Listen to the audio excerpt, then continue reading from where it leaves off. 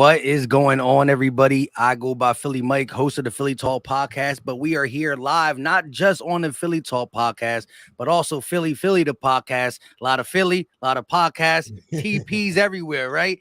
So we got some stuff to talk about, but it's been a minute since I've been on with Joe. How you doing? I'm chilling, man. Living a good life. Trying to stay busy, not dive too deep into Twitter as I maybe have over the past. But it is what it is. I've been good, man. It's good to get back on and just kind of chop it up and see where you at. You know what I'm saying? Yeah, Twitter has a way to sucking you in to some bull jive, you know what I mean? But it's all fun and games at the end of the day. You really can't take Twitter too seriously or you'll be going through it. But as of recently, it was a quiet start to July, right? We knew what we knew from June. We ain't make no moves. I mean, we made enough moves. I can't get mad at though no other little signings just yet, but I think training camp where it all starts. But it was quiet.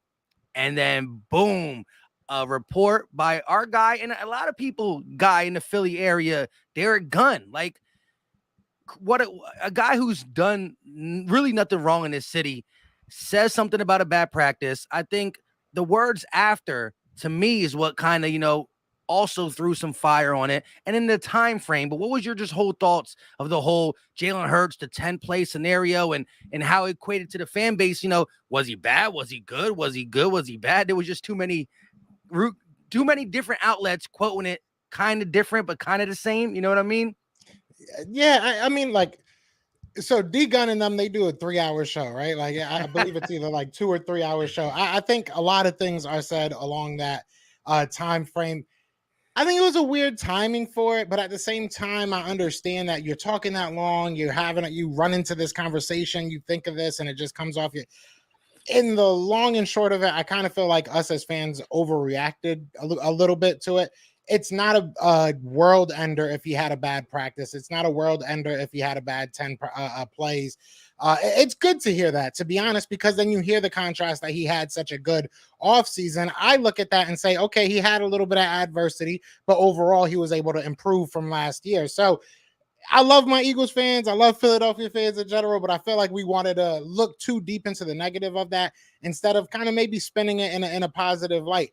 I do love all the aftermath of it and all the talk and all the, kind of, we said it before, the show. It's kind of a good way to get the off season, a nice little pop and get right into some of this real news. Because soon enough, we're going to be seeing pads on.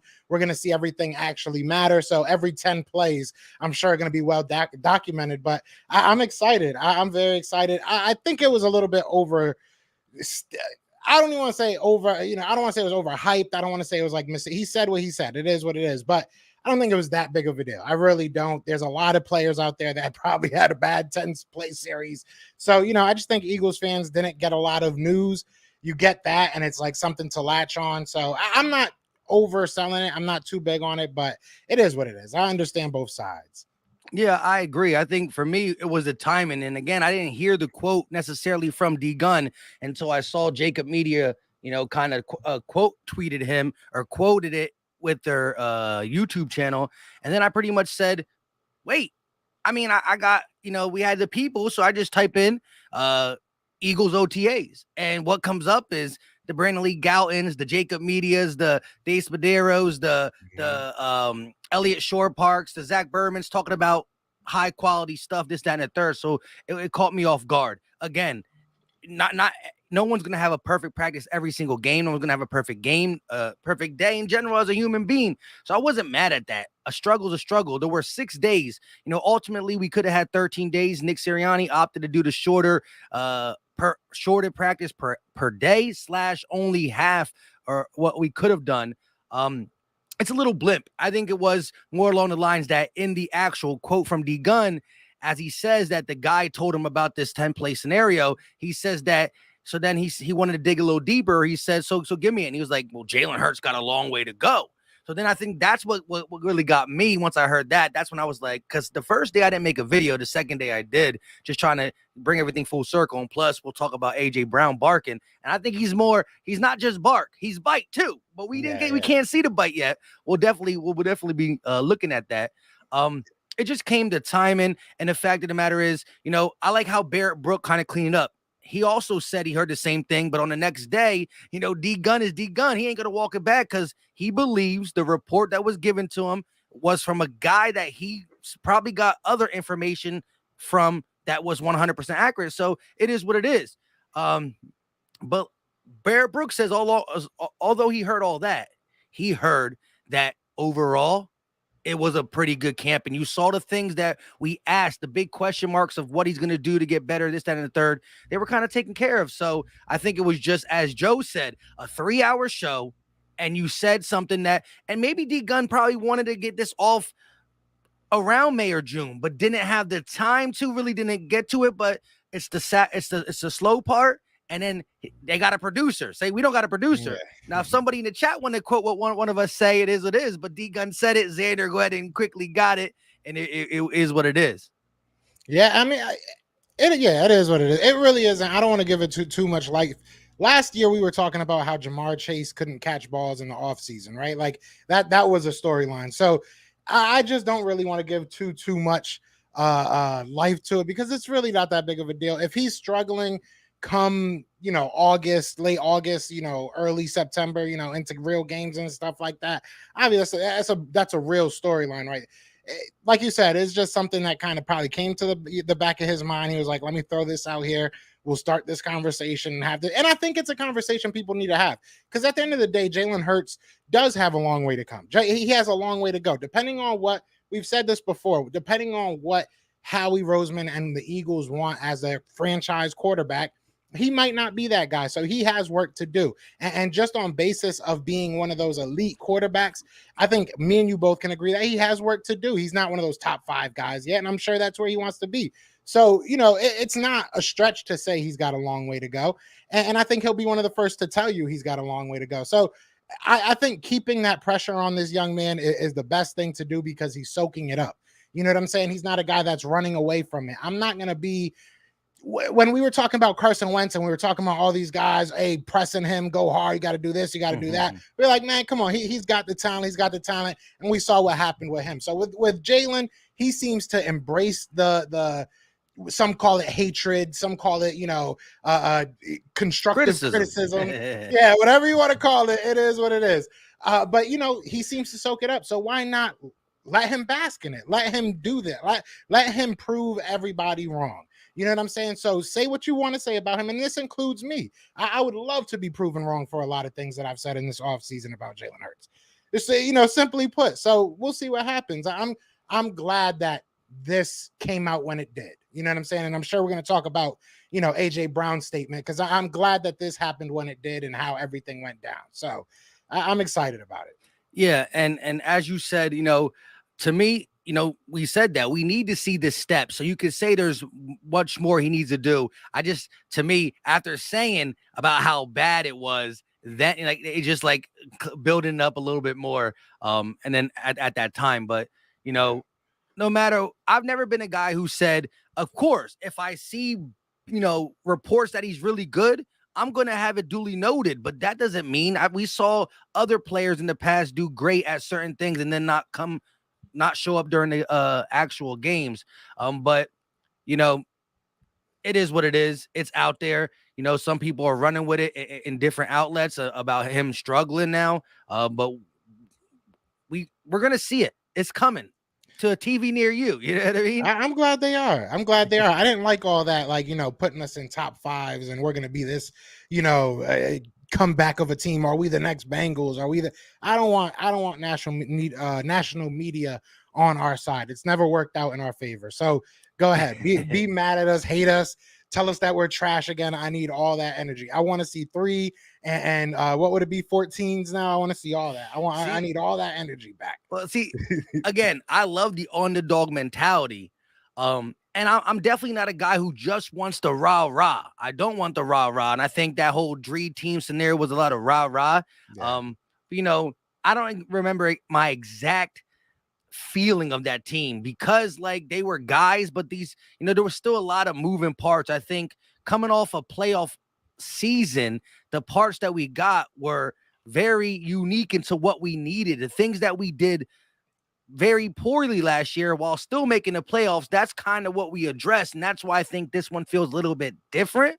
But again, a lot of outlets still have it coming down to Jalen Hurts is the biggest question mark, along with some coaching defensively and offensively. But to either say that these Eagles are real players or still guys who are going to make the playoffs and then be one and done, maybe have a tough first matchup. There's different tiers to this thing. All I'm going to say is right now we're paper champs, but through my time as an Eagle fan, we've never really been the people who got awarded the offseason crown, as BG would say. And so it's good to have that, knowing that we got guys who always been overlooked. And I still think they're going to apply that pressure. We got a lot of people on 1-year deals who are fighting for an Eagles contract to go out on top or to get picked up by somebody else. But real quick, before we hop into the AJ Brown comment, because I want to get your take in the chats on if you liked it more or did you kind of not like it more.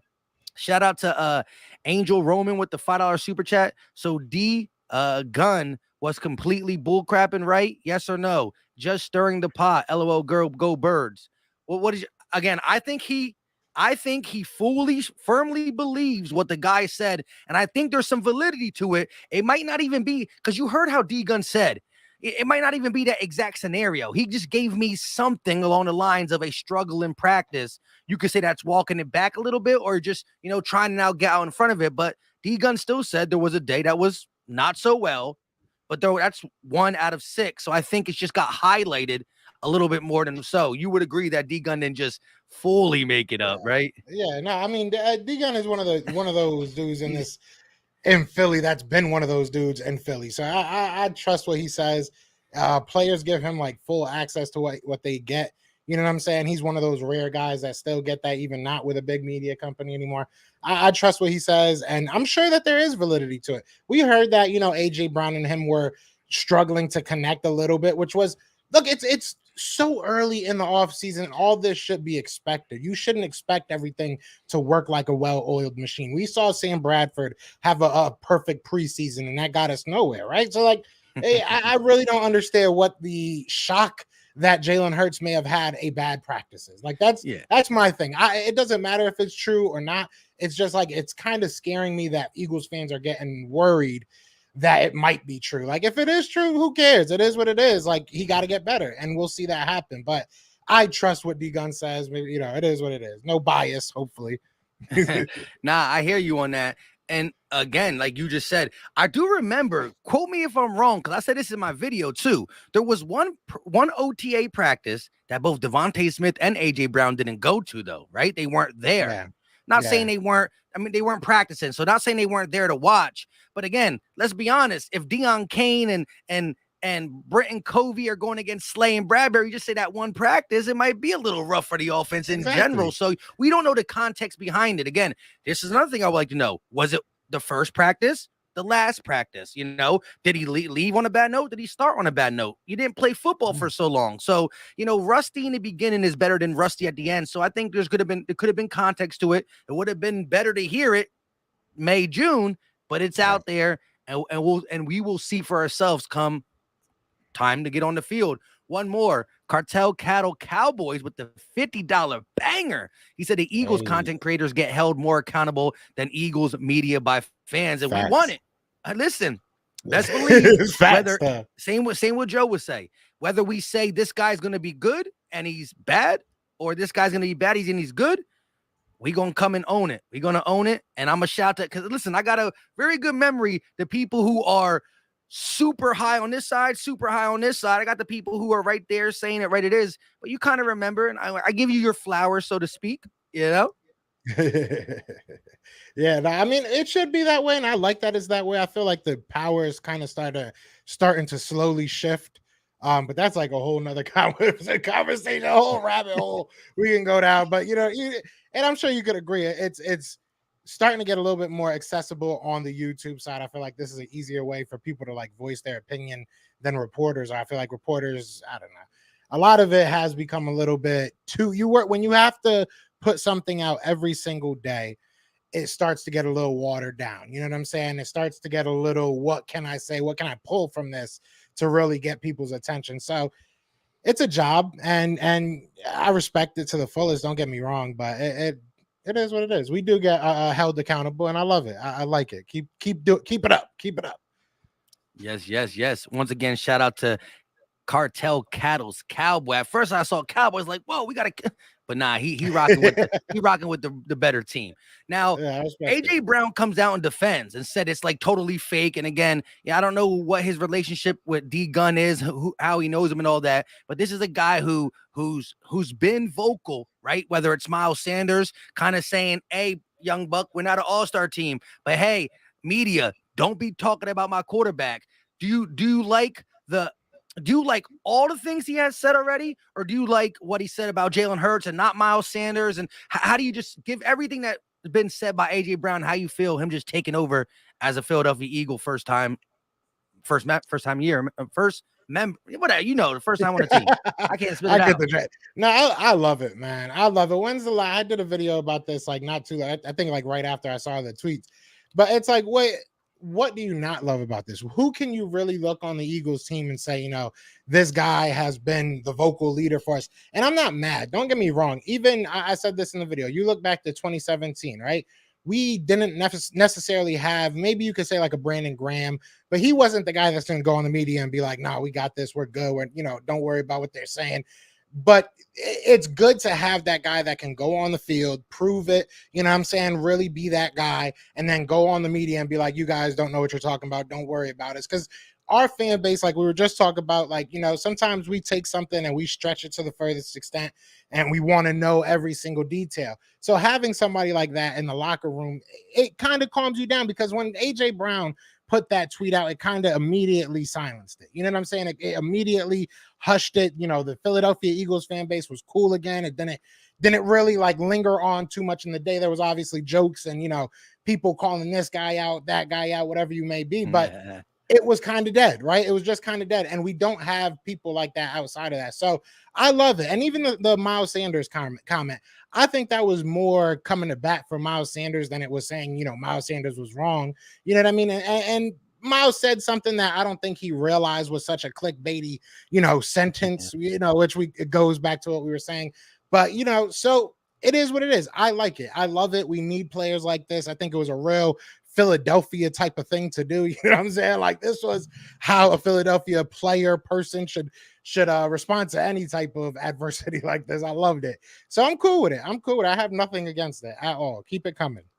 No, I agree. Listen, we talk about the dogs that we want on this team, right? And I'm all for the talking as long as you could back it up. And so far, he has shown me in his time in the NFL, not on the Eagles, but he's been a guy who's went out there and proved it. He wasn't a first round pick. He did get overlooked in college, but he came in and he's been a dog in any situation he's been put in. He hasn't been the diva type wide receiver, but guess what? He got 100 million reasons to now speak of why he got that bag. And I think it also comes around to, he's not a guy who's propping himself up that much. He's at the podium talking about he want to be better, but he's calling Devontae Smith not number 2 receiver. He's calling him 1B. I'm 1A, 1B, saying what we can do to feed off each other.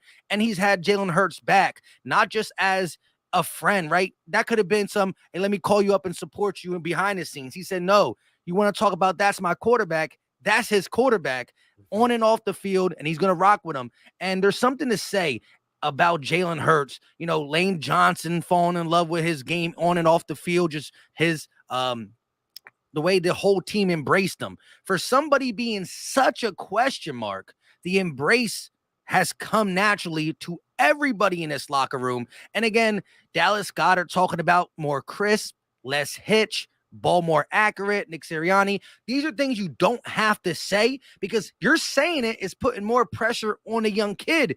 And so Jalen Hurts might be saying, hey, bro, stop talking about me like that. Now you got everybody. But they see it, they feel it, and I believe everybody believes it. And again, we're talking about a step.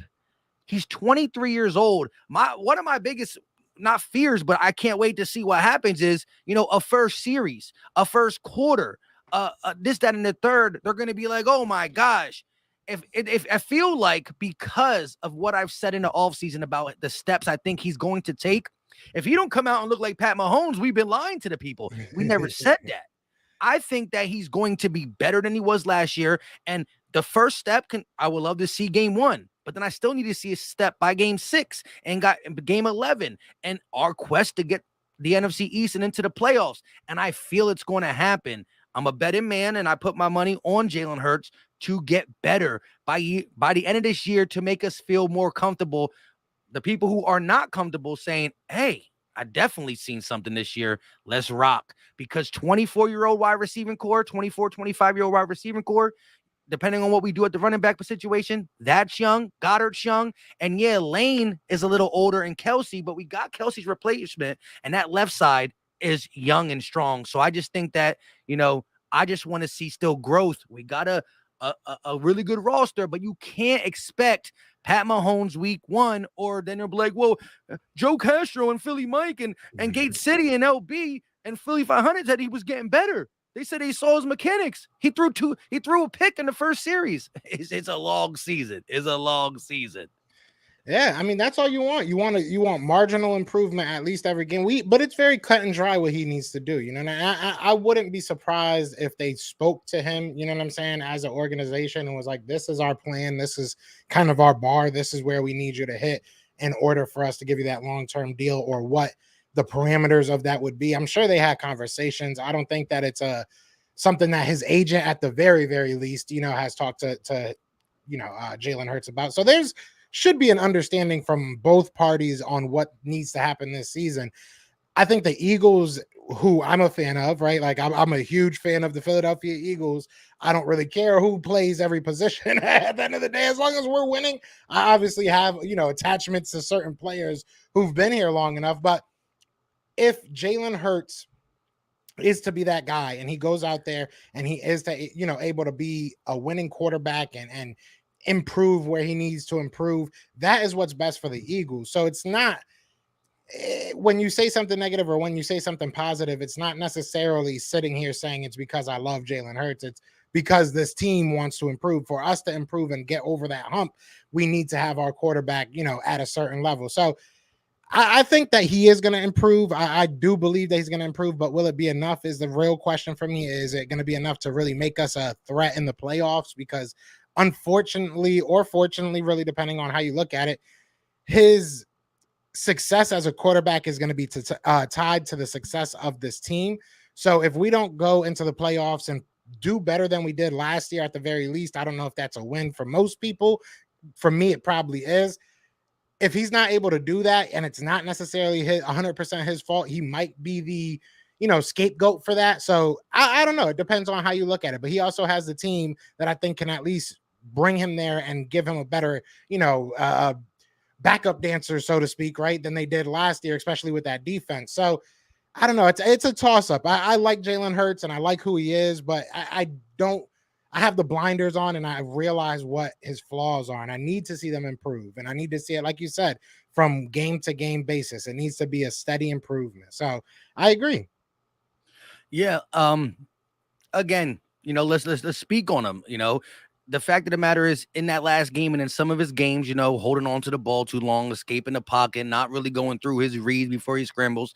That's all things that you can now use the eye test to see if that is getting better along the lines. But I think in today's game, it's hard to really grade quarterbacks for the simple fact, there's too many different narratives. You got people who think Jimmy G stinks. I honestly don't think he's that good. But then you look at how much he wins. That's a team thing, but it gets put onto the quarterback. You got a guy like Justin Herbert, who, to a lot of people and me, he's definitely in my top 10. I don't know exactly where, I can't remember exactly where I put him, top 7, top 6, but he didn't make the playoffs. And although you could say that the Chargers defense wasn't that good, was our defense that good at times? No, not with this scheme. Again, coaching can be involved, players can be involved. So it's hard to really say a guy like Herbert and a guy like Watson, who consistently is in the top 6, 7, 8, they're allowed to get 4-win teams. And then you got a guy like Dak Prescott, who, going into last season, I had him at 9 or 10. So he was either my last quarterback or right inside the top 10. This year, I got him outside, not too much. I got him at number 11. But it's because of, I thought he had the best chance to win last year. and he lost it. And it wasn't all on him, but he did not play good in that San Francisco 49ers game, although their offensive line didn't play good. But then that's where it gets dicey. You can you can take away excuses, you can make excuses for a quarterback. And I think between stats, yards, touchdowns, wins, there's just too many ways to grade them, and everybody uses a different way depending on what their quarterback does. If you're a Jimmy G supporter, you just keep saying 34 wins and like 15, 16 losses. If you're a Herbert supporter, 5K. You know what I mean? So it's too easy to do it, and I don't know where Jalen Hurts fits. Right now, we're gonna talk about Jalen Hurts as a winner because he took a 4-win team to 9 wins in a new regime where nobody thought we could win. And you can't say you played bad people because the same bad people were on our schedule when you said we were only going to win 4 or 5 games. So right now, Hurts got that. He wins games. And that's what I'm going to hold on to. Yeah. But then you get the narrative, are we winning in spite of him and stuff like that, you see? So like the way people grade quarterbacks nowadays and how important they are to succeed in the eyes of the NFL minds, it's tough out there. And the leash is short on a lot of these quarterbacks now. Yeah, I mean, look, I think Jalen Hurts has. I was actually telling my girl about this. I think Jalen Hurts has a elite trait. You know what I'm saying? And that is rare in the NFL, no matter what. When you can do one thing probably better than maybe he's number 2 to Lamar Jackson. I think he's a better runner than Lamar Jackson. I think he's stronger and a better runner, but that's, another conversation, I guess. He's one of those guys, you know what I'm saying? That's very rare at that position that can run, very fast. He's very good at what he can do. He's an elite cut you off, trait. but he's the only quarterback in NFL history in their first 20 games. Now, this is a stat that was not made up, but this is a stat that was acquired by Jalen Hurts because he's the only quarterback to ever do it in 20 games, to have 4,000 plus passing yards and 1,000 plus rushing yards, which goes on to what you say about his amazing trait running. But then, some people say we want a passer, but again, nobody's ever done that in 20 games, 4,000, 1,000. But go ahead. But it comes down to like you said, it comes down to the coaching. It comes down to what this organization wants. The Philadelphia Eagles have said numerous times over the years that they want a predominant passing game. That's always been what they wanted. Like, even though they don't act like it, you know what I'm saying? If you realistically look at the people that we bring in, they don't act like it. I think Carson Wentz was the first quarterback that we brought in that was kind of like, okay, I get what you're trying to do. You know what I'm saying? You get that guy that goes over the top, and then you get that possession, big body guy like Alshon Jeffrey. We kind of followed that model for like 4 or 5 years, before and after 2017. So I got it then, but we want to have a big time passing game. So it comes down to, can Jalen Hurts at least somewhat scratch that itch? So like I said, he has an elite trait as a runner, right? We can all see that. And it comes down to your organization saying, I'm willing to build around that. You look at Lamar Jackson. Lamar Jackson came into the game and was, pretty good when he first came in. Wasn't amazing, wasn't off the charts. But if you look at what that head coach and that team wanted to do, they understood what he was good at, and they built that team around him. You know what I'm saying? That was not an offense that Harbaugh was running with Joe Flacco, was not running it before. You know what I'm saying? So he was willing to change what he did to suit who he had. So it comes down to Nick Sirianni, probably more so Howie Roseman and Jeff Lurie decision, but it comes down to those people talking and saying, we're willing to do this. You know what I'm saying? That's really, to me at least, what it all comes down to. It doesn't come down to if Jalen Hurts becomes Patrick Mahomes with, passing the ball, then obviously this is all a moot point. But realistically, I don't think the jump is going to be massive. I think it's going to be good. Maybe we see an extra 200-300 yards, added on to last year, but I don't think it's going to be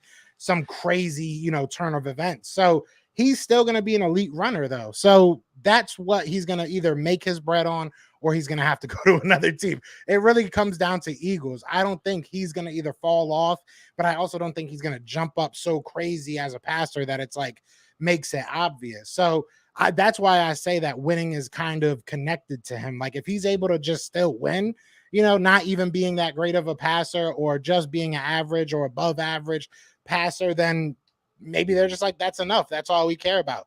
But maybe they want themselves a good pass. I think that winning is very connected to him, because I think that's the biggest selling point that he's going to be able to have at the end of the year. You know what I'm saying? Yeah. Like, I don't think he's going to be able to say, I have 5,000 yards. Look at me with 40 throwing touchdowns and 2 interceptions. Like, that's just not his game. So I don't think it's just going to happen over one off season. So I think that winning is tied to him in that, sense. You know what I mean? Yeah, so you must have seen on Twitter, Pro Football Focus put out projected yardage leaders for the Philadelphia Eagles. You didn't see that post? I didn't. No. Wow. All right, I'm gonna pull it up. Well, I'm not gonna pull it up on here. I'm just gonna read it off. I did a video about it, and again, this is Pro Football Focus. Projected yardage leaders, Philadelphia Eagles, right? And this is part of the whole. We can do anything off season, right? Jalen Hurts as the leader in passing, of course, 4,138 yards. Jalen Hurts as the leader in rushing, not Miles.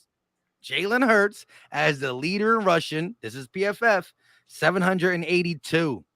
So just listen to that. That's almost a combined 5K for Jalen Hurts. And listen, Pro Football Focus, even though they can get a little crazy, listen, they're not always 100, but there's a reason. Like, they decided to print this, so somebody really believes in Jalen Hurts. And first of all, if that's the jump he takes, well then that's MVP type performance. I mean, realistically, that's 295 yards of offense. We're in 17 games. So that's asking the quarterback to get 295 yards of your offense. I don't think that's really that much when really broken down, because the 17th game is what really makes some of these numbers that we look at and be like, why is that so high? Because realistically, I just did the math real quick just to be like, wait a second, let me think, because that is pretty high. But like, realistically, 300 because of that extra game, that's not bad. If he does that, I think that's solid. That's pretty solid. Well, listen, if he gets, first of all, a 4K passer with 750 plus yards, that right there is killer. Because think about when Lamar had 1,000 yards rushing or whatever. He didn't have no 4,000 yards passing, but it was what he did. He probably had 3,200 passing and 1,000 rushing, and all equivalent. But it's crazy. Right there would pretty much say, Miles, you're done, though. and it might not even be his fault. It might be just the way we run our offense. As he said in the interview with John Clark, opportunities, from Gainwell to Hurts and all that, it would suck. But here were the wide receivers. So we did have a 1K wide receiver. It was good old A.J. Brown with 1,151. And then you have our second wide receiver, Devontae Smith, falling a little bit short at 906. But that would be, almost 2,000 yards. It'd be over 2,000 yards from them two combined. That was Pro Football Focus stat leaders. They put it out maybe only 4 days ago, 3 to 4 days ago. I mean, I'm not too mad at that. I would like to see AJ Brown and Devontae's numbers up a little bit more. Did they say the what's his name, Dallas Goedert at all? They didn't say. I think they were doing is that the top 2 pass catchers. You know what I mean? I'm surprised Dallas Goedert's not going to be one of the top 2. It's his first year finally being the guy 100%. Because remember last year, he got paid and he made some big catches. He also dropped some bad passes. But it feels like forever ago Zach Ertz was on this team, but he was on the team for the beginning of this season. I feel like it's been years since we had Zach now because of the whole switch and regime and stuff. But he was still lingering around on the roster last year. So Dallas Goedert was second fiddle for a little bit, even though he was kind of first fiddle, but he still shared, Yeah, and then he got injured for a little bit. What? Let me ask you this question. I want to ask everybody. I was just thinking about this. Like, what is Dallas Goedert? Who is Dallas Goedert? Is he going to be Zach Ertz, or is he going to be something totally different? Because Zach Ertz never blocked as good as Dallas Goedert, and never will. Like Dallas Goedert is a legitimate top 3, top 2, depending on who you ask, blocking tight end in this league. And then you add his receiving prowess. Obviously we look at his drops and we want that to go down, but on the grand scheme of things, it's not really that many. Like I don't think it's that many. It's just key moments. That's really what it is to me. But either way, Dallas Goedert is a possibly top 5, top 6 tight end in this league.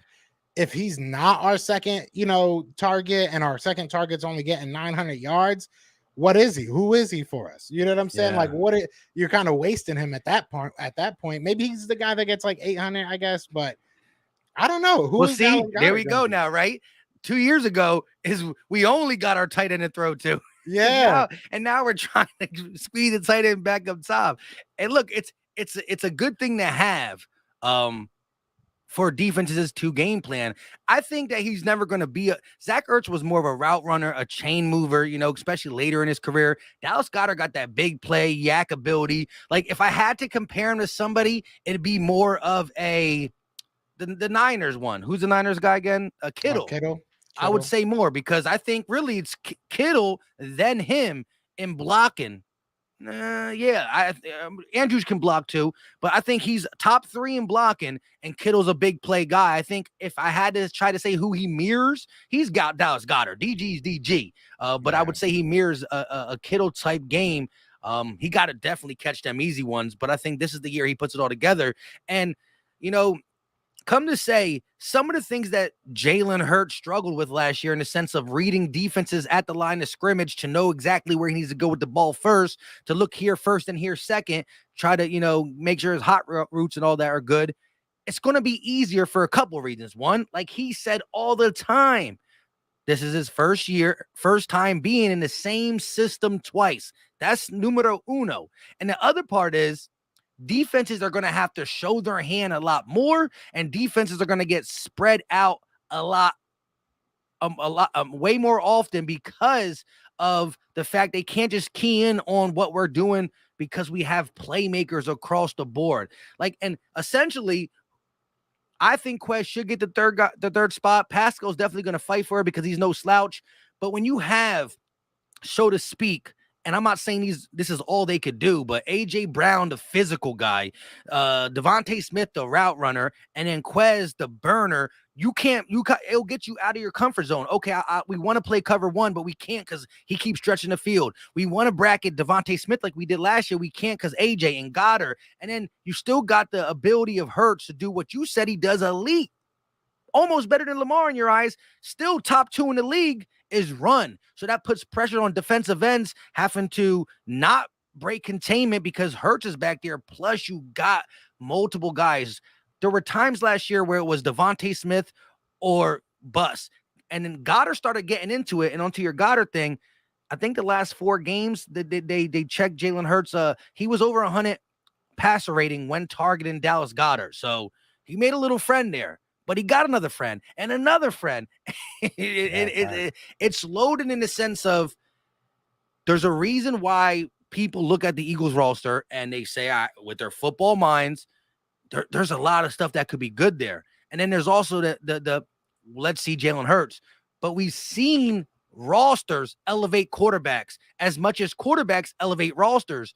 But in the long run, a roster that elevates a quarterback is only making that quarterback better while he's still young. And as like you said, Jalen Hurts' running ability allows him to make mistakes and still recover. A guy who can't run like Jalen Hurts but throws like Jalen Hurts, his first year, he gets thrown away right away. Jalen Hurts has, the leader traits and that playmaking. I'm not even going to just say run because we've seen some dots on the run. He's a playmaker to me right now. We just got to get him more consistent passer. Yeah, look, I think that if Nick Sirianni and Shane Steichen, they look at this team and they go talk to their defensive coordinator, they go talk to Howie and be like, listen, these are going to be slow, boring games, but we are going to just club people over the head. We're going to play good defense and we're going to hold on to the ball as long as we can with our run game. I'm cool with that. And if that's what you want to do, Jalen Hurts fits that perfectly. He's going to be able to make the throws when he needs to, and he's going to be able to orchestrate a running first offense to perfection. And we are kind of built in a sense that you have a secondary that has big playability. You have a front 7 that's going to be able to stop the run and rush the passer, right? You have a team that's young. You have a lot of depth. So you can play those, knockout and just drag them type games. And I would love to see that. I personally love defense. You know what I'm saying? So I would love to see that. I think that Jalen Hurts I just think that it's a niche, you know what I'm saying? But it'll be interesting to see if that blooms this offseason, if all that extra work, which I'm sure it will in some way, if it turns him into like a pass. I just don't ever see him being a pass first guy. the guy that you go into a game and be like, you got to worry about him throwing the ball. I think it's always going to be like, as long as you keep him in the pocket, you can probably make some things happen on the defensive side. He's going to make plays. Maybe he'll get more consistent at that. I just think that his weapon's always going to be his legs. So I feel like as an NFL team, if you're going to invest in him, you have to invest in that. You know what I'm saying? You have to be willing to invest in that. That's really my outlook with Jalen. You know what I'm saying? Yeah. And again, knowing what I know from last year, hearing all the reports, still would love to see it. I just think that because he's going to have, I think they're going to give him a little bit more autonomy at the line. I think he's going to feel more comfortable with it. And I think he's going to be able to read a defense better, not just because he has another year in it, but also because of the matchups.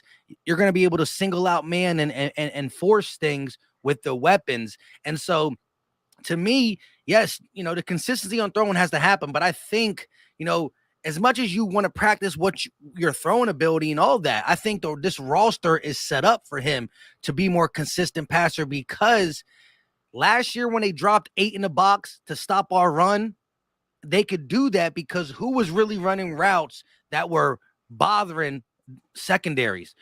Who were really running routes that I don't know. I disagree with that train of thought. There were some open guys. We just sat here and lauded over what Quez Watkins can bring to this team. We were excited about what Dallas Goedert is to this team. Like we had good players. In my opinion, we had Zach Ertz early on in the season, always had that run game. So I agree to a certain extent. I think it's more so we were just so predictable. I didn't mean to cut you off, but no. You're right. That's my thing though. The predictability was in the run game, and then when the run game got shut down, it kind of got us out of our element. But again, Dallas got her on the field, but how many times did we keep him in the block and then send out the Raegers and the because Greg Ward started playing more at the end of the season. One of Jalen Hurts' best pass was a back shoulder to Greg Ward in the end zone. A throw that I can say was with anticipation. He wasn't open. But I just think that, again, the way defensive coordinators kind of bracketed and worked against Devontae and Dallas Goedert and kind of shut down the run game, I think it's more along the lines that they're still going to be worried about the run game, a la Jalen Hurts. But I think that opens up more for Jalen Hurts because defenses won't fear his arm, and then he will be able to make things happen. And then maybe we're talking a different story middle of the season that, coordinators are now backing up. And so, yes, now he's not throwing more and we are running more. I think the notion is if we're winning games, but we're not throwing a football, there's still going to be people upset in the fan base. Me, no, not necessarily. Because as you said, you want to win. And I've seen teams have the pretty yardage and not make the playoffs. I've seen teams have a 1K rusher, a 1K receiver, a 4K passer, cough, cough, the Cowboys, and not make the playoffs. So I'm all about wins. It would be nice to get that 1K receiver because it's been a minute. Yeah. But all in all, it's just how you win. It's not how you start, it's how you finish and all that good stuff. You know what I mean? But I still think the media they're going to criticize. If we got games where Jalen Hurts only throws the ball 24, 22 times, they're going to say that we're doing it because we don't believe him and all that. And I understand why you can bring that narrative up, but I also understand the fact that if it ain't broke, don't fix it, right? Yeah. Carson Wentz slung the ball in 17, but we were the third rushing team overall. Exactly. He did sling it though. Exactly. But, I just want to win, man. That's all. And I get killed, man. I get killed as a Hurts hater and all this stuff. I don't care.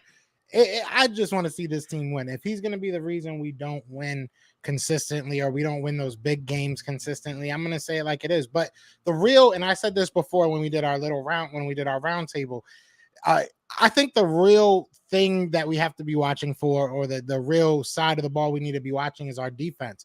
If our defense adds all this weaponry, however you want to really put it, and they don't improve, obviously I'm not going to speak for everybody, but I'm still very worried about who Jonathan Gannon is as a defensive coordinator. So this is a season that I'm really looking at this defense and saying you have everything you need, in my opinion, to be at the very least middle of the road. You know what I'm saying? I'm really not even asking for you to be a top 5, top 3 guy, guys. I think you have that potential. give me a top 10, give me top 12, give me top 13, and I'll be cool. I'll be cool with that. If you're not, I'm gonna be coming for Jonathan Gannon's head because there's no way that you misuse all this. So I mean, like we can go and talk about, and that's what I think a lot of media and a lot of Twitter, we got to point that out directly because I think that's where a lot of this stuff comes from half the time. But you know what I'm saying? We can point at Jalen Hurts, but I think that's what they want to do because if our defense is better, we were the 12th scoring offense last year. If we stay there, if our offense is not better, even though we've added all this, artillery to the weaponry, right? Even if we did that and we're just still there, we're still number 12. If our defense gets better, we are a team that lost in the playoffs. In my opinion, it was a mixture of Jalen Hurts not being able to get started early, but it was mostly the defense. You lost a lot of your big games against good quarterbacks, mostly because of your defense. If we can change that and win one or two more games because of our defense, we go from a 9-win team to a 10, 11 win team. So I'm cool with that. I don't know, that long-winded answer, but it's really on the defense. And I know we want to talk about Jalen, you know what I'm saying? Because it is the quarterback of the team. It's the biggest important, most important position on the team, but it's really on our defense and really on Jonathan Gannon, in my opinion. That's really where I'm a little bit worried about this team. Yeah, I mean, again, we definitely loaded up on defense. We got some stuff for offense too, but you're right. If you're the 12th best scoring team, again, how we score, we were heavy on the ground because I think we were in the mid-20s, 25 as a passing team, right? Mm-hmm. Am I right? 25 or 26? Somewhere around there. So, I mean, but scoring the ball, now it's your defensive job. And I want to get back to that optimistic. I can never say that word. Optimistic. Just a defense that takes the ball away, right? Like, I don't want to be opportunistic. Yeah. I thought I can't say the word, so you know what I mean. No, I got your back, bro. I got your back. I can say I gotta focus. But with that being said, I love them defenses. Now, again, I don't want to be like, if we don't get the interception, they're going to score on us. But, I want that defense that really changes games. And it does. A defensive, same with a big defensive stop, too, like on 4th down. But an interception, a fumble recovery, most of the time, I actually want to go back and do that stat. Over the last 4 years, Eagles get a big stop and or a turnover. How many times have we scored off that possession? But I feel like more than not, that's what does it for the offense. It's an igniter, and it's just beautiful things. So, we got the big play slays and the Bradburys and flying linebackers. So maybe we see that. But real quick, Cal Bundy with the $5 super chat said, I just want Hurts to run less and pass more and turn into that check down guy. I don't care. I mean, the check down, we got people that a quick slant, a quick pass to Gainwell, Sanders can go to distance. And I do think that, whether he's, using his legs instead of it, I just think that, Hurts got to continue to say that if the pocket's not collapsed, I'm built to stand in here. I think that's his thing. And my biggest thing is I hate when people say he's played football for this long. If you don't know it, he's not going to know it. I said, that's when you're playing at that collegiate level. If you're getting away with stuff, your coach can tell you all the time, watch your back foot, watch this, that, and the third. But if I just scored a touchdown, I'm not really trying to hear the criticism right away. Mm-hmm. But as you realize you can't do that no more, you have to grow your game, learn. And I think that's, you can get better. We've seen it. And again, the whole Josh Allen thing is, yes, they're different quarterbacks and all that. But a dude had 10 touchdowns and 12 interceptions. I don't care how big his arm was. He wasn't reading defense. He was doing something wrong. You know what I mean? And so it's just the fact that I need to see it. And I think, the write-off of Jalen Hurts has been crazy at times. And then I think, you can say the same thing with like how I just gotta say this. I was shocked how many people defended the whole scenario with Derek Gunn, because I would say by late last season, there were people who I think Jalen has grown on more people than lost people throughout this offseason, because I don't remember the support as heavy as it was for something this little early in the offseason compared to now that we know he's our guy, kind of, because what we put out there for him, you know what I mean? Yeah, Jalen's got that personality. Everybody loves him, and that's good. You know what I'm saying? But once this tweet is going to come back. I can guarantee you that. I don't make a lot of guarantees in my life, but I can guarantee you that this situation is going to come back to light, whether Jalen Hurts does well or he does bad. Yeah, it's just gonna. It is what it is. That's how the world works. I'm ready for that. You know what I'm saying? Mentally prepared for that. But it doesn't matter. It really doesn't matter. It's all about the progression, and people do have his back, and that's a good thing. It's about how he reacts to it now. You know what I'm saying? Like we've seen a lot of different things with quarterbacks, and maybe I'm a little bit jaded at this point. You know what I mean? I just need to see the games, and we're a month away. We're like 60 days, I think, away from actual football. So it's like now it's just like I'm throwing away everything that people are saying, and it's like I don't even care. Let's see it. Let's see it. I just want to see what happens. Like I'm tired of all these what ifs, and let's just see what happens. I think that Jalen Hurts has everything put in front of him. Like you said, a lot of people have his back, and you have a team around you that are not only your friends, but they are talented. So let's see what you make of it, man. I'm excited to see what he actually does make of it. And what did Cal Bundy? I forgot what even Cal said. I'm sorry. I went on a tangent. Nah, he said about the run Oh less yeah. and check down. Just be more of a passer. Yeah, I respect that. I understand, and I appreciate that sentiment. I'm the same way. I don't want to see him running around willy-nilly, especially early. If he has time, like you said, in the pocket, stay in the pocket, make a good read, and if you have to check it down, check it down. But at the same time, I'm not bringing a beach towel to the beach and saying I'm not going to use it because I don't want to get sand on it. Like that's what he is. He's a very good runner. You know what I'm saying? So I'm going to utilize him as a runner. So I agree with what you're saying, but at the same time, you gotta let him do what he's good at. So yeah, that's where I'm at. As Nick Sirianni said all the time, we don't want to fully change him because again, imagine that Saints game. He don't decide to run that last play. I'm gonna stay in the pocket and wait for somebody to get open. I mean, the way he broke that dude's ankle and took it the distance, like you gotta let him know he's gonna be he's in the moment. He's gonna be the one that needs to feel.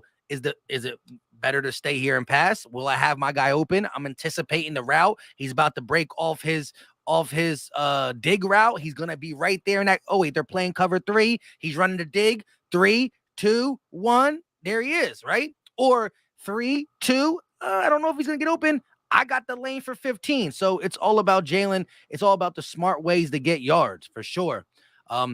Real quick though, Kevo with the $5 super chat, he said they say Hurts is trash, Gannon is trash, our entire coaching staff were young as heck, and the roster was trash. So who won all them games for us then? And that's why you still got to be, and that's why I believe this offseason is different than the whole dream team. We were a bad team that got good players, and then we were still bad. We were a pretty good team last year that got good players, and that's why we feel we're elevated this way. Again, to hear all the people we got, I think we're forgetting about the Fletchers that are coming back into Kelsey's, even though it's only 1 year. The Lane Johnson's still there. The whole, we got guys who just won 9 games, and now we're trying to build off it with a better supporting cast. Yeah. I think I'm sorry. I don't know why I thought my thing cut off. I love that. It was just like your mic is so good. It just cut off. We have to say mic. It just cut off so smooth. But anyways, no, I think that realistically, I usually would sit here and give you like a, full-minded answer and try to break it. Realistically, I just think a lot of people are afraid of what the Philadelphia Eagles are going to be next year. And that's not like a bias. That's not a homer. Like we as Eagles fans, we get on our team and we're annoying to a lot of, our own players and sometimes our own fan base. But at the same time, when we win, the NFL hates it because we will not let you stop hearing everything that you said.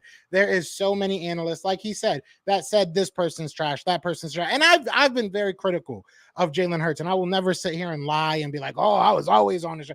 I've been very critical about Jalen Hurts, but I will not get away from it. And I will be so happy to do it. But I will eat my words when that time comes. But there's a lot of people that don't want to do that, whether they be on TV or whether they just be on Twitter, whether they be in your lunchroom during work. Like there's a lot of people that do not want the Philadelphia Eagles to be good because we will remind them that they didn't tell us that we weren't. So that's really what it comes down to. People are going to say a lot of dumb things. if you want me to look at that question and really say, or statement and really say, I think that the coaching staff is the reason that we won so many games. I think that players individually did their job and they had good seasons. I'm very proud of what Jalen Hurts had became over that span of the season. But if it had not been for Nick Sirianni, saying we got to do a full makeover, we wouldn't have been in the position that we were in. It might have seemed, obvious to us, but it was like we didn't expect that. You know what I'm saying? We were saying run it 5 more times a game, not like 40 more times a game, but it worked. It worked, and we were cool with it. So, hey, that's where I lay on that. Yeah, I agree 100%.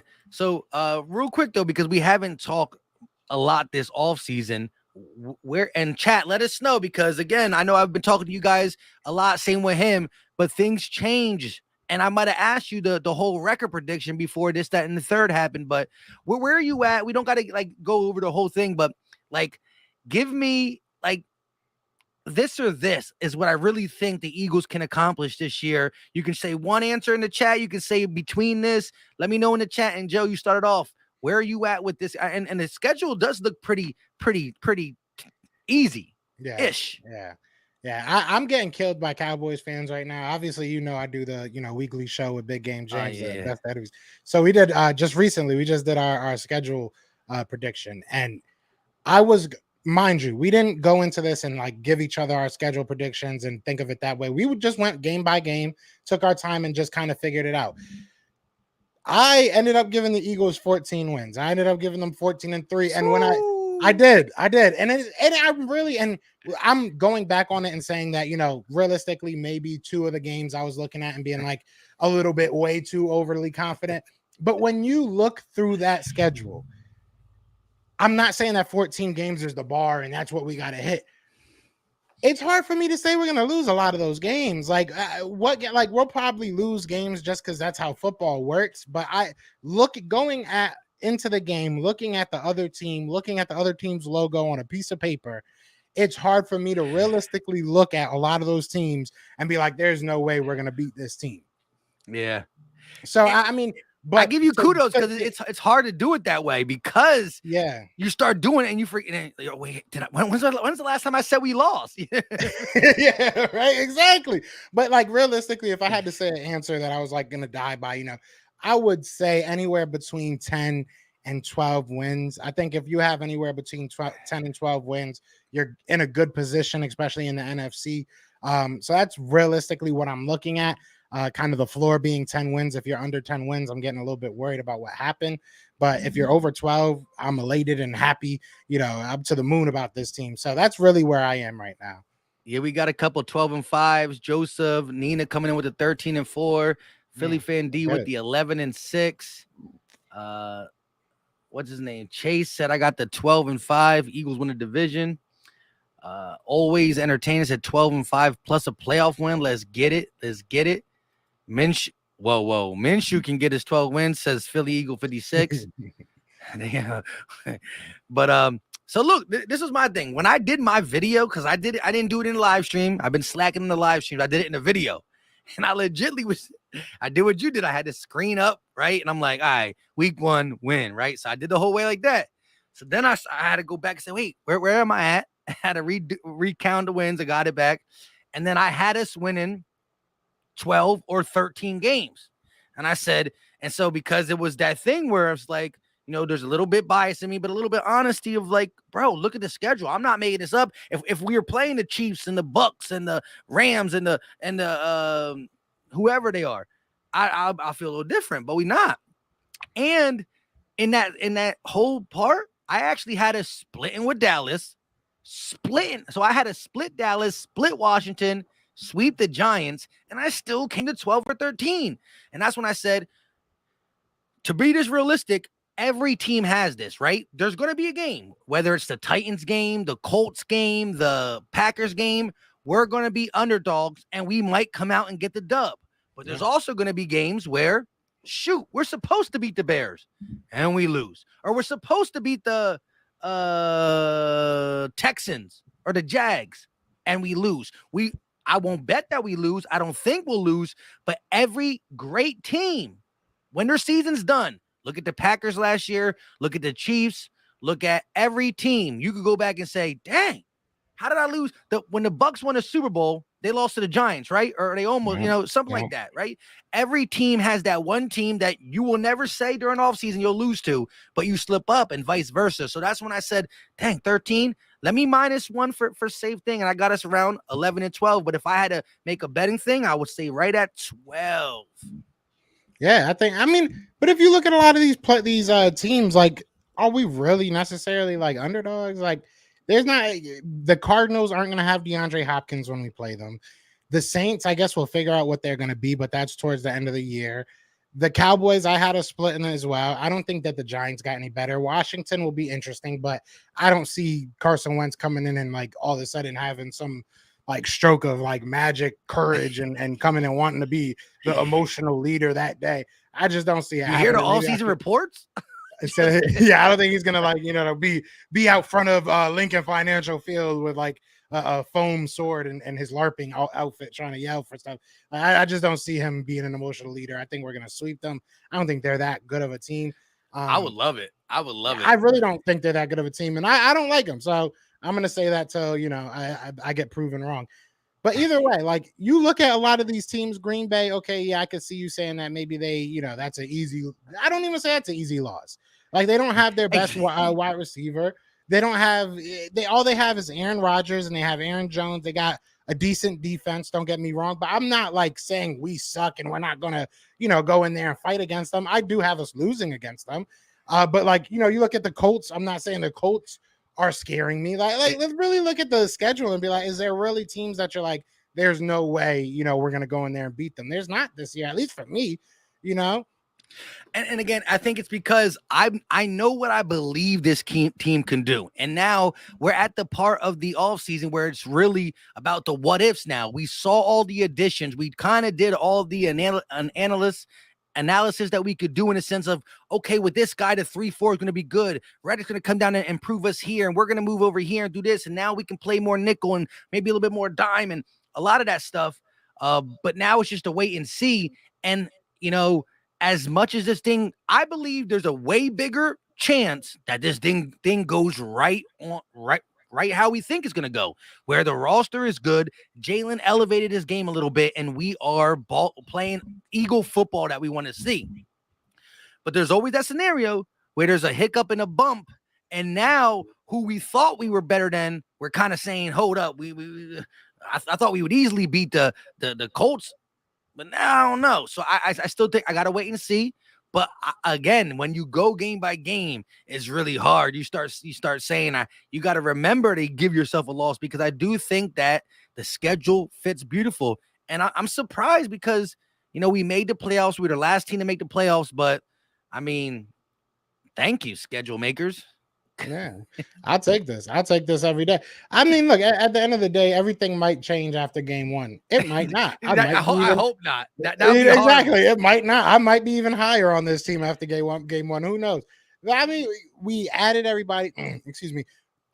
we superseded all expectations last year. I think that's like goes without saying. Nobody expected Jalen Hurts in particular to be the quarterback for a team that made the playoffs. I think that's a statement many people would make. But at the end of the day, this year we added pieces. And like you said, it was to the places that we all saw the lack. We saw the deficiencies on the defense. We saw the deficiencies at wide receiver. You added to that. You fixed those, situations. So it makes sense for us to be excited. Now you have a finger to point. Now you can say, okay, this coaching staff just doesn't do their job, or this player needs to be removed and will be good.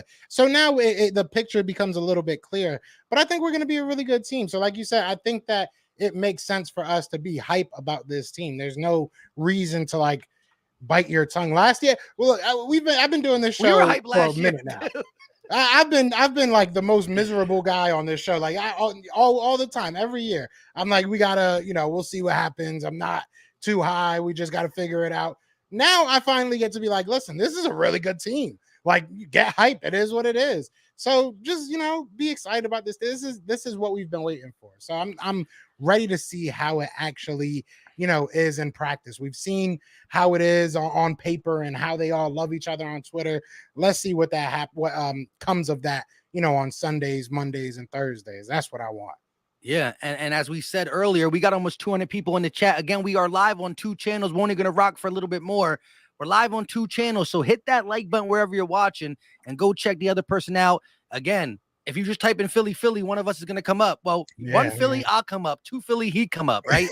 Philly, Philly, the podcast and the Philly Talk podcast. But you can also type in Joe Castro, probably comes up, and Philly Mike as well.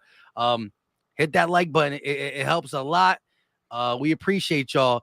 Now, I want to ask you this question, and I want the chat to chime in. Give me your percent of us losing the very first game against the Lions. So, again, I don't think we're losing, so you're probably low. Give me the percent of the chance that we lose game 1. If you're really big on the Eagles, you could come out and say 0. We're not losing that game. You can come out and say there's only a 5% because there's always a percent. You know the term, any given Sunday. What is your percentage of us coming out, mean green machine, and we slip up? Not saying that's going to end our season. It will be a horrible week to get through. But we've seen teams respond and do good. It's not how you start, it's how you finish. But give me the percentage. I would say somewhere around like 10%. There's never a 0%, any given Sunday, right? We all love Jamie Foxx. It is what it is. We know what time it is. But it's never a 0%. So I'll say like 10%. And realistically, the only reason I'm that high is because my friend works for Woodward Media out there in Detroit. So I know if they win, he would never, ever, ever let me not hear, live that down. He would be calling me every day just to remind me that they beat us. So I'm just going to give it 10% just because, maybe that little bit of it works. But they feel good about what they did, though, right? Lion fans are kind of hype about that their new regime with. They have a good team. They have a good team. They got better. Don't get me wrong. They had a pretty good draft, a pretty good offseason. I like their new staff. Obviously, they were able to get Deuce from us and a couple other guys from us, honestly. But they're not there yet.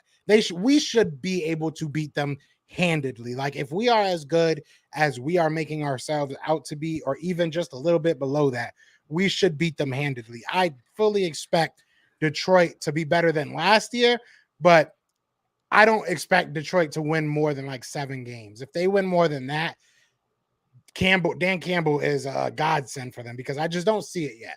I don't think they have the full team yet. You know what I'm saying? They've done well with what they have so far, but I think it's still a build. So I'm only giving them 10%. That's it. Man, I'm going down to 9% now. The longer I think about it, I'm going down. Yeah, so I didn't even think about the question as I was asking it, but I would say low. I would say about like in the teens, somewhere in the teens. I'll be a little different because I saw a 15% in there. I'll say 14%. You know what I mean? But yeah, we got a lot of 10%, 28%. Cal Bundy said 50-50 any given Sunday. He came out with the exact quote, but a lot of 20s, 30s, maybe a 40, but I don't think, again, come Sunday when we play them and it's in Detroit, the Eagles are going to be the road team and still favored by, 4.5 points, and that's pretty big when you are on the road, the Lions definitely upgraded. They got their receiver and Jameson Williams. We'll see how he is. But yeah, man, I just wanted to get that because, that is the one thing, right? Because of the build up now, the anticipation and the adrenaline is up that first game. And again, are we asking for it?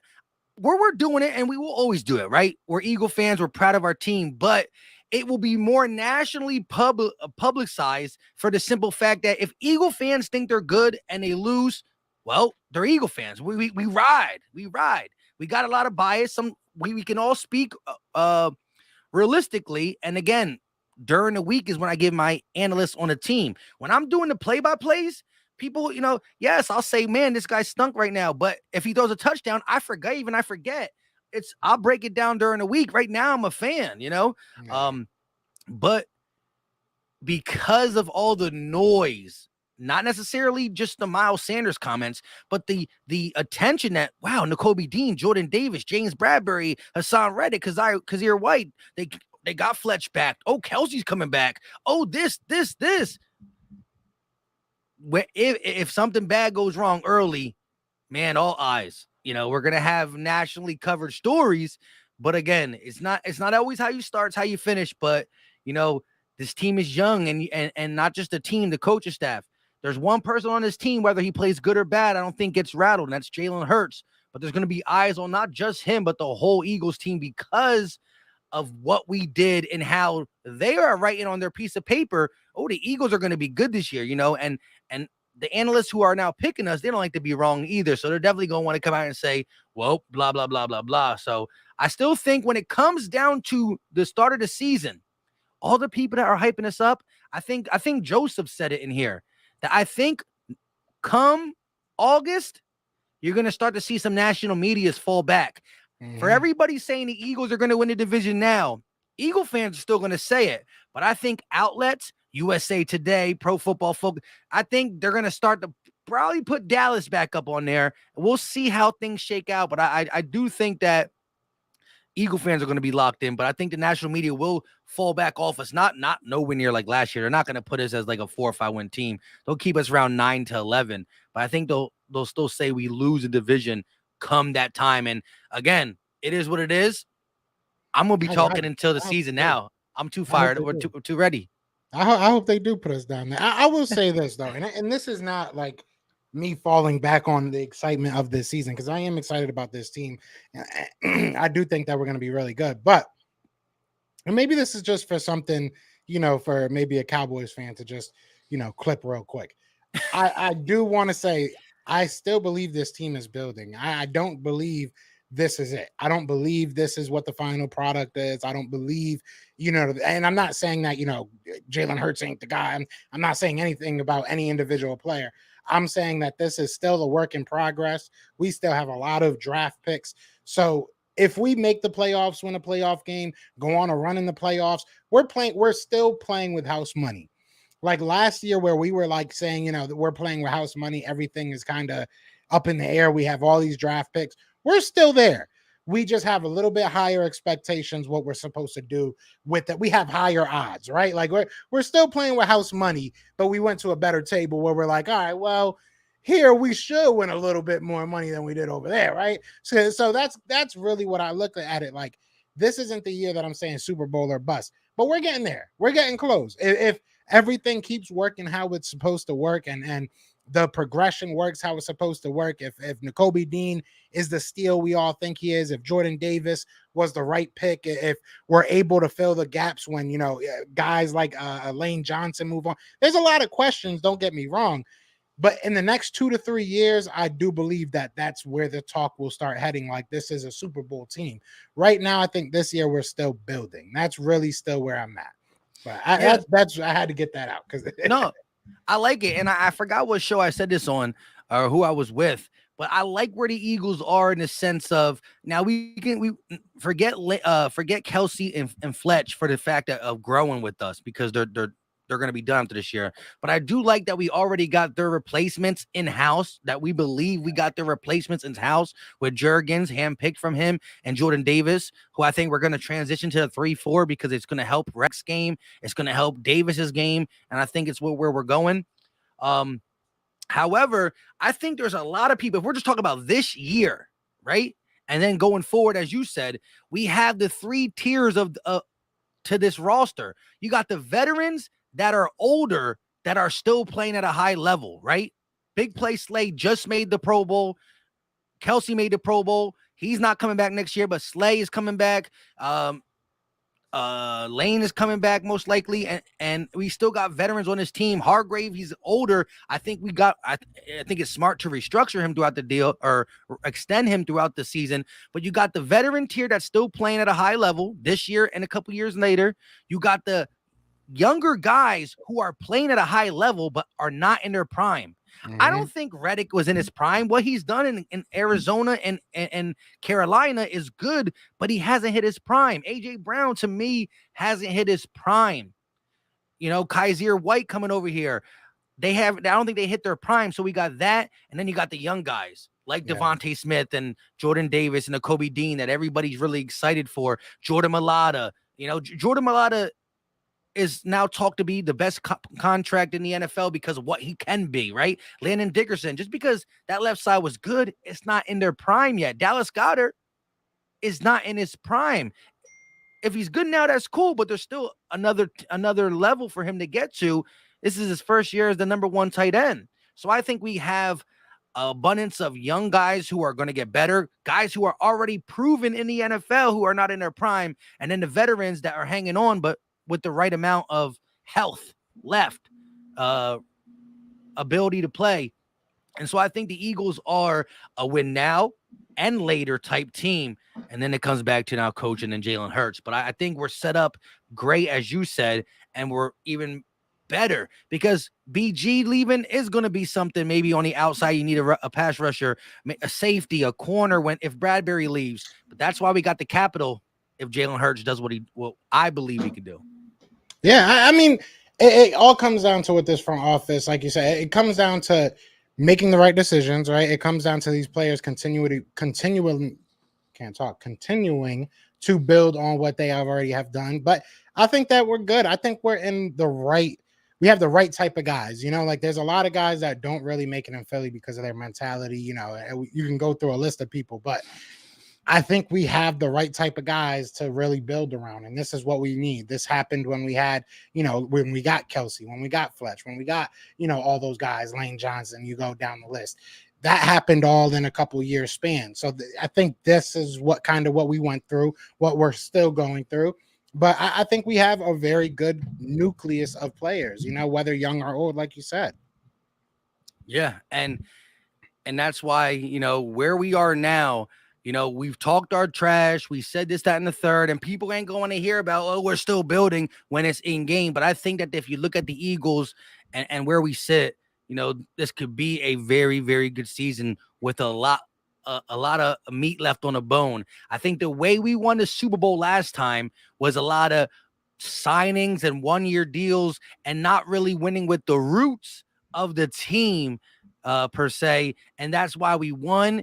And yeah, we almost ran it back if it wasn't for Alshon Jeffrey dropping it and blah blah. Woulda, coulda, shoulda, but we were still, we were fringing off that Super Bowl run. I think now I want to say if, but then I also want to say when we make this run, we're built to last longer. I think that what we're building core wise could be a 7-year, 8-year. Guys that we have today, 8 years later, they're starting to be now the older veterans, but they're still playing. And we hopefully induce this team with a bunch of young, talented SEC players. Just get out of the Pac-12, get out of the Big 12. I'll take some Big Ten guys too. I'll take some Penn State guys. Yeah, Penn State, they've been breeding. I mean, we got Miles Sanders and we see what Parsons is, you know what I mean? So I try not to. I know. But with that being said, I appreciate you for coming on and me vice versa, because I'm on his channel too. Yeah. Let everybody know what you got going on for the rest of this week or coming up, if you got anything coming up or anything like that. Yeah, I think tomorrow we have Bo Wolf coming on for lunch. And I'm pretty sure I have some. I can't remember what I have scheduled, but I'm pretty sure we have other. Friday, we're doing Best of Enemies. We're doing it with a Colts, Jake Arthur from Locked On Podcast for the Colts. So we're gonna be talking a little bit about Colts. That's really it. I think this week, next week, and in August, we have a lot of stuff coming up for my channel and other stuff. So definitely be tuned in. If you're not, subscribe to the channel. If you're not part of the channel, definitely. Now's the time to lock in because there's a lot of big things on this way. So I appreciate you, bringing me on. I always love talking to you, talking shop with you. We're going to do this far more often once the season comes because I know we're going to have a whole lot to talk about. But you already know. Yeah. And same here, this is the really dead month. This is the month that you're just craving, not just this is where it's like dangling in front of you. You need it. You want it. Training camp is only going to tease us more because, it's easy to get some hot stories out of it that, make us feel some type of way. Some one-handed catches from Jalen Reagor. I won't fall that. Fool me once, shame on me. Fool me twice, shame on. It's backwards. I don't know. But yeah, so we'll be talking about it. And again, I think this team is brewing something nice. We just got to continue to go out there and grind and get it. And throughout the season, we'll give y'all our realest opinions. But at the end of the day, we all still bleed green and we all want the same thing. So appreciate the love in the chat. Sometimes we don't exactly see it the same way, but I think most of the people in the chat and definitely the two people on the screen ain't afraid to say where we were right or where we were wrong. At the end of the day, it's all about the people, all about the logo. And so we appreciate y'all. And like Joe said, we're going to get a couple more of these. I think even LB was talking about, a round table, like maybe right before training camp or like in like the first 2 days of training camp, we get that big one again. It was like a lot of people. We'll figure it out. But we appreciate all y'all. Like you said, subscribe. You don't got to comment because y'all already been here with us. Still got over $170 in the chat, 2 channels. Philly Talk Podcast, Philly the podcast. We'll catch you on the next one. Peace.